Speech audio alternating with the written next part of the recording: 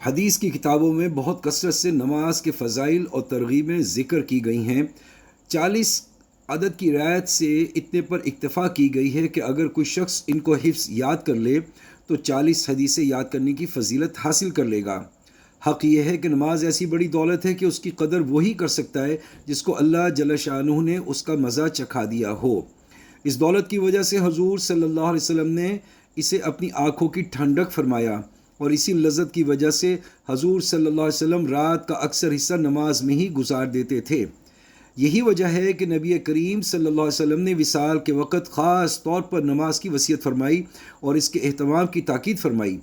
متعدد احادیث میں ارشاد نبوی نقل کیا گیا ہے، اتقوا اللہ فی الصلاۃ، نماز کے بارے میں اللہ سے ڈرتے رہو۔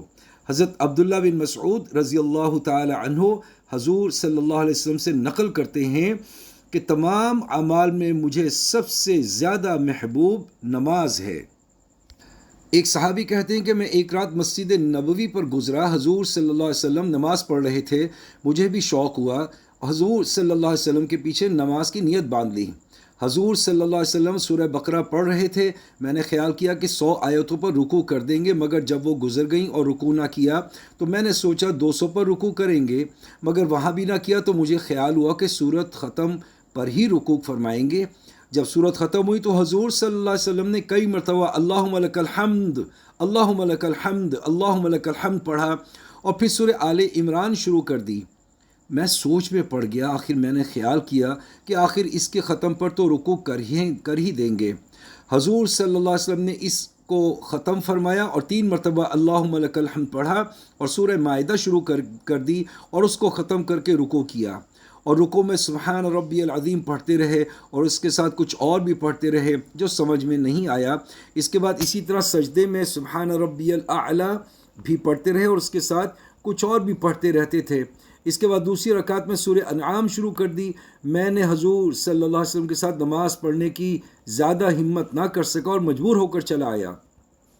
پہلی رکعت میں تقریباً 5 سپارے ہوئے اور پھر حضور صلی اللہ علیہ وسلم کا پڑھنا جو نہایت اطمینان سے تجوید اور ترتیل کے ساتھ ایک ایک آیت جدا جدا کر کے پڑھنا تھا۔ ایسی صورت میں کتنی لمبی رکعت ہوں گی؟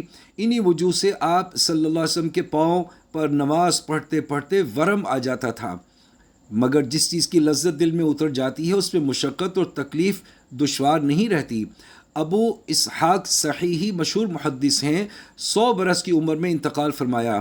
اس پر افسوس کیا کرتے تھے کہ بڑھاپے اور ضعف کی وجہ سے نماز کا لطف جاتا رہا۔